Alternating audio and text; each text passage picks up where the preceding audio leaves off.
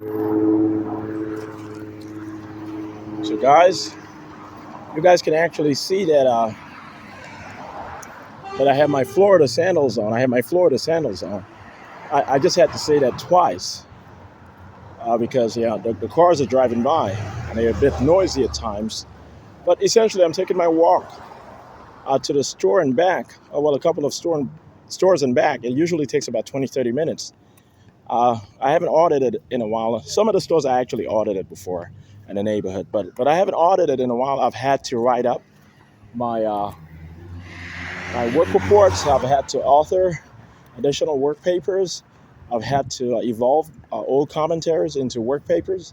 I've had to make sure that my legal article, authored solely by me, and completed a couple of years ago, actually completed within 5 months, completed in January 2022 for the most part, were all online for being observed by folks all over the world.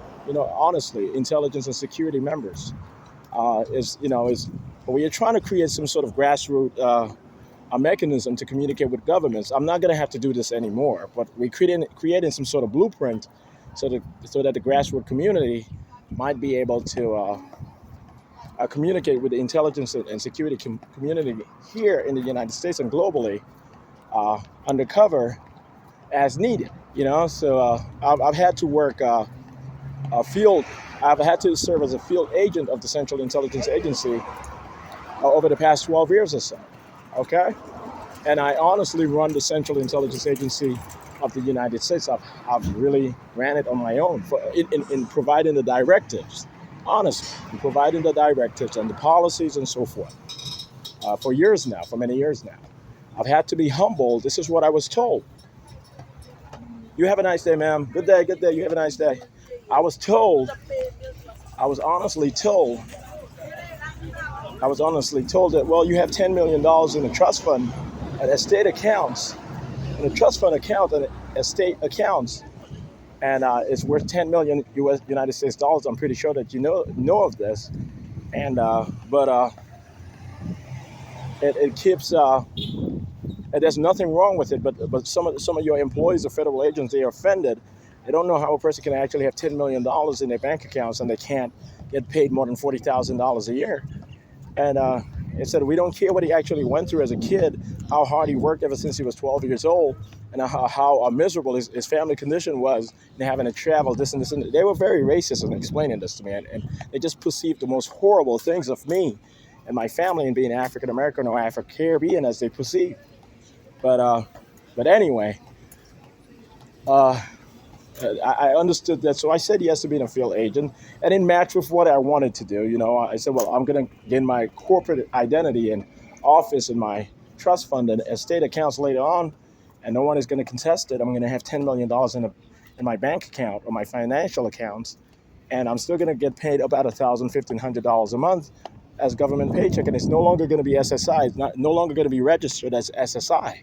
I'm no longer going to have to be in deep cover. With people honestly being offended by my race and my foreign birth, even though I'm an American citizen, even though I was partially raised by natural born American citizens from the state of New York, actually from New York City. I was partially raised by Tess Man John, Albert, and Joyce Mann, and Jill and Carl Chen, along with my biological family, originally from the Caribbean in this particular life, Clay Crispin John and Anita Phillip.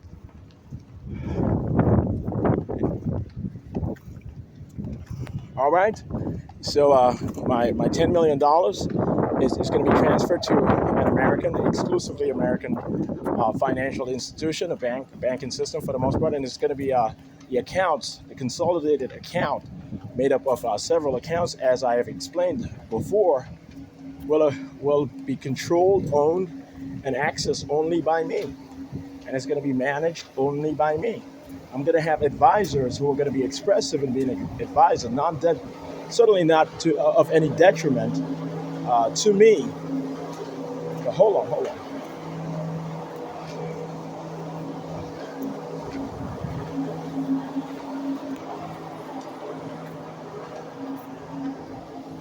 So yeah, I'm certainly not going to have any. I'm going to have advisors, but they're going to be my fellow agents who I'm pretty sure they are re-educated at this point, and they've seen what I've been through, and they cannot say anymore that I don't deserve the $10 million in my bank account, and to be able to move into my house in Coral Gables, and to be able to get my two cars, a new hybrid Ford, and a new hybrid Jeep Grand Cherokee. I'm pretty sure of it, or new cars of that nature.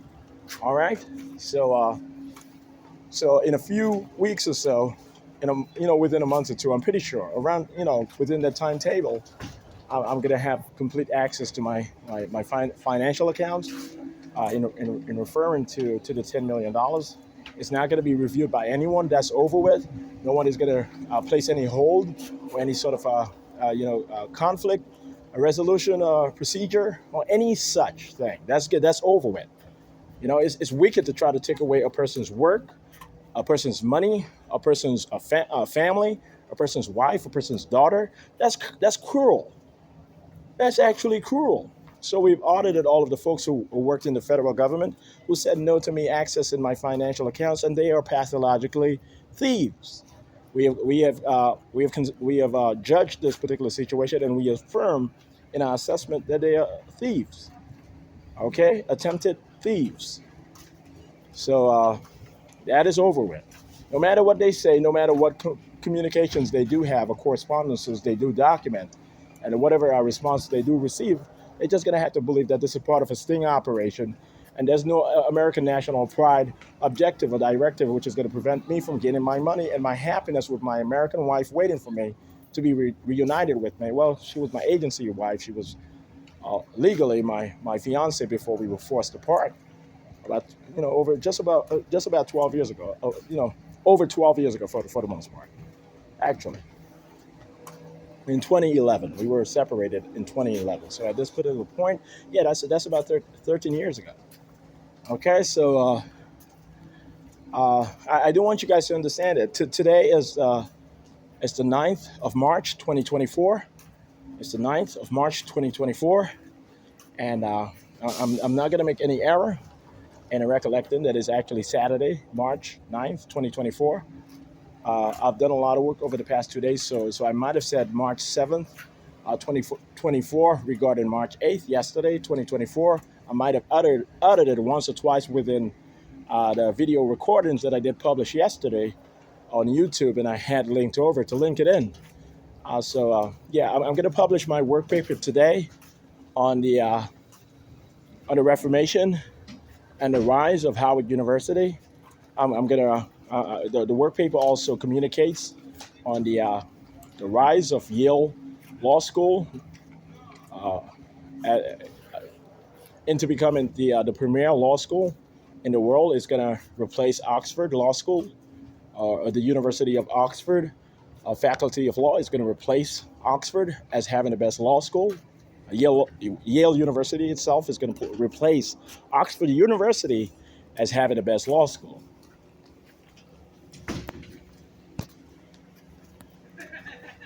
So, yeah. So, and that's not a legendary feel at all. Actually, that's passing in flying colors. So, yeah, the first commissioner of the Union of the Americas in 2049, she's going to be one of the mothers of my biological children, as I've explained. She's going to be Indo-Caribbean with some African ancestry, and she's going to have multiracial kids considered African Americans. She was born overseas in Guyana or Trinidad. I can't reveal that part to you, but she's Indo-Caribbean. She was raised here in the United States of America for the most part, and she went to Howard University. So she's going to be the first commissioner of the Union of the Americas. It means the first chief executive, the sole chief executive of the Union of the Americas in 2049, once again. And what else am I going to have to say about this?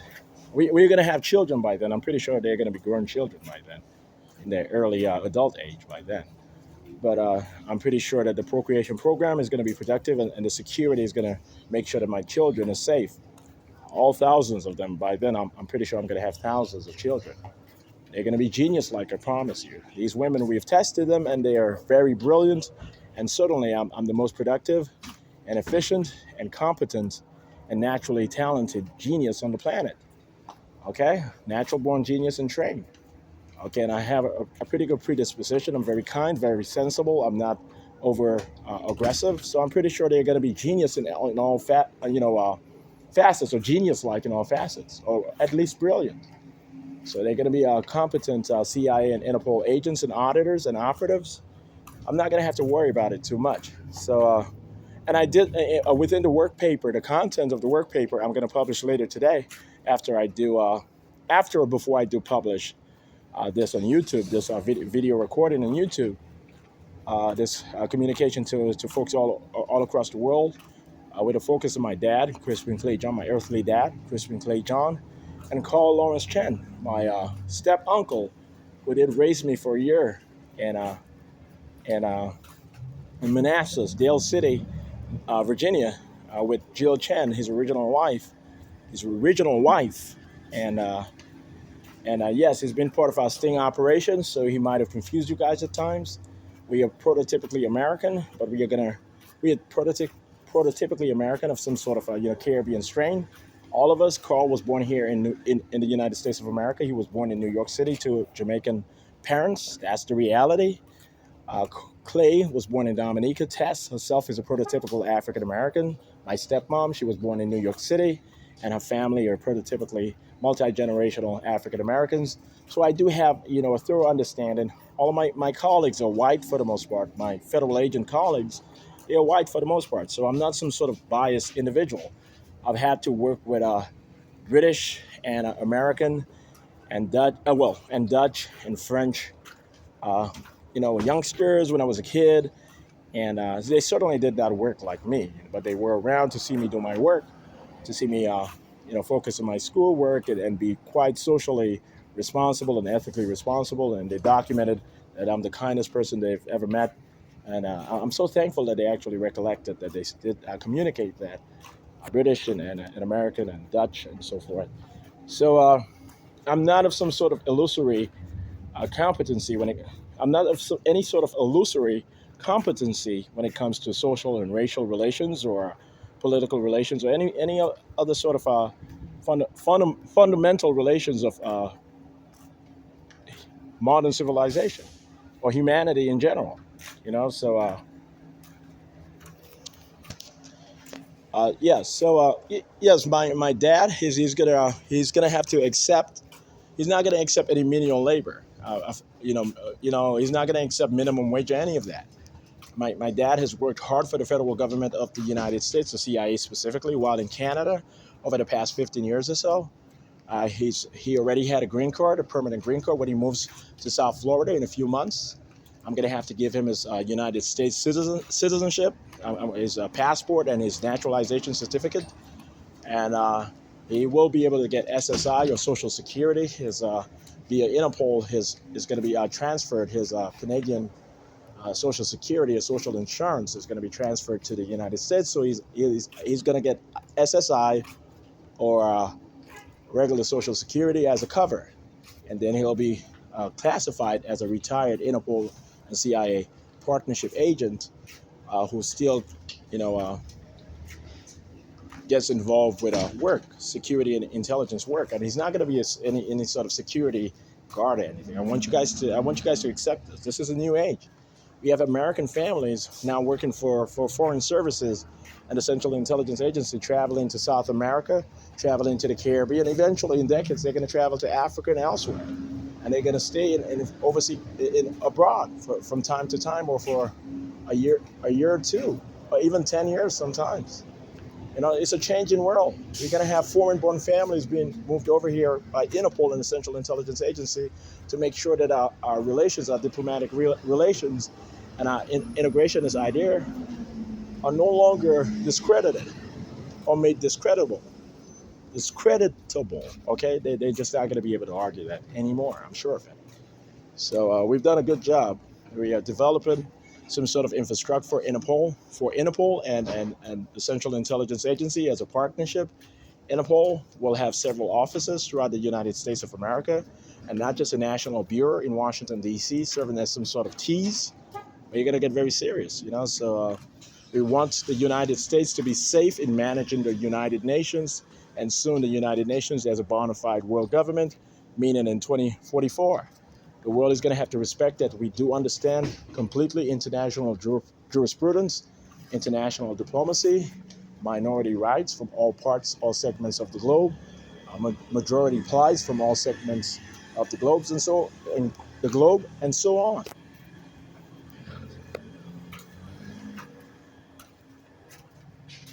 Okay, so yeah, and yeah, there's nothing else I'm going to have to say to say on this particular matter. Okay, so that's it, guys. That's it. But I'm gonna walk to the McDonald's. I might get a meal or stuff like that, or I might actually sit there and just post the video first. The first of this two video recording series. It's not a daily series, but every once in a while, I might post a video recording online on YouTube and have it linked over to LinkedIn. And sometimes it's 2, 3, 4, 5 parted. You know, so if this is not a daily routine, my daily routine per se is based on authoring, is focused on authoring and authoring work papers and transcribing work reports. I said, well, that's authoring in the technical sense when you do transcribe the work report, no matter who requested. But colloquially, we don't associate the word authorship in transcribing reports and stuff. So that's the reason why I've differentiated. I am the sole author of both kinds of my publications, purported as authored or transcribed by me. I want you guys to understand this. Okay, but I do understand how people converse. I do understand terminology. I do understand colloquialism. I do understand the generality of American uh, vernaculars. So yeah, you know, I'm American for the most part. I promise you guys, I'm American, but I love being a globalist and an internationalist. It keeps me sane, it keeps me happy, and seeing so many different parts of the world engage in the integrationist and the global development project of the Central Intelligence Agency and the United Nations in general. All right, so yeah, so.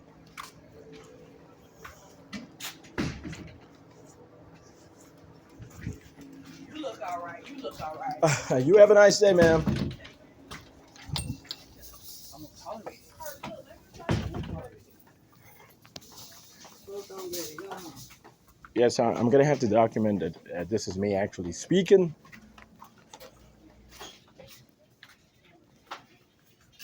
This is me actually speaking, as you can see. Take my hat off. All right, guys. So it's the same person. I had to wear my hat. It's starting to get a bit warm outside. Everything is heating up. So yeah. All right, guys. So I'm gonna post these two video recordings, the two-part video recordings today, and I'm gonna publish my work paper. And okay.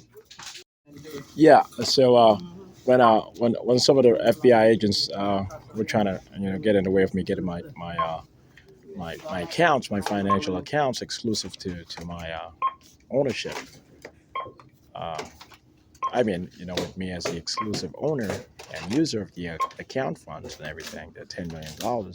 They said, oh, Rashida, when she was writing emails to Shawn back at Howard University, when she called him Shawnee, she was speaking about Bronny James, who had no. We're going to knock out LeBron James Sr. He's going to fake his death, and he's not going to get any insurance policy that's going to give him $10 million. The Los Angeles Lakers has taken away all of his purported wealth. They've given it over back to the insurance companies and so forth. The NBA actually went bankrupt, and the players haven't been paid more than a couple of $1,000s a month ever since the pandemic. And the team, they own all of the mansions, they own the cars, they own everything. These folks, they don't have billions of dollars. They don't even have millions of dollars. It's just some sort of a psychological reparation provided by the CIA to African Americans and purporting these folks to be billionaires. The teams and the NBA actually owns everything. The jets, the charter jets, the mansions and everything. So they are broke right now, and they're trying to steal my $10 million. That's not going to work. LeBron James is going to fake his death. He's gonna fake his death in a month or two, within a month or two, within 6 weeks. I'm pretty sure of it. And he's not gonna get any insurance or any sort of relief. All he's gonna get is a $300 pension from the NBA, and he's gonna be placed on SSI, supplemental security income. He's gonna get about $1,200 a month for the rest of his life, and they're gonna remove his kneecap. I'm speaking of the individual playing for the Los Angeles Lakers. They're going to remove much of his kneecap. He's going to be stuck, at least that. He's going to be stuck in a wheelchair for the rest of his life. And they can call me jealous and envious all they want. They're just not going to touch my $10 million, and they're not going to get in my way. No, sir. They can say whatever they want to say. Are you going to take it from me? Thank you. Okay, I'll take it. I'll take this over to the... Appreciate you. All right. So that's the reality. You guys can say whatever you want to. So I've been the humble one over the past 15 years, actually over the past 30 years or so, and that's known. I've never purported being famous, even though they purport or they believe that everything is about me for the most part in popular American culture. Directly or indirectly for the most part. That's the reality. Yeah. But I do understand. All right. So I want you guys to stay out of the way. Do not harm my family members or attempt to. I'm very serious. The Central Intelligence Agency, we are very ethical, and we are not threatening anyone, but we want you guys to back off. That's enough.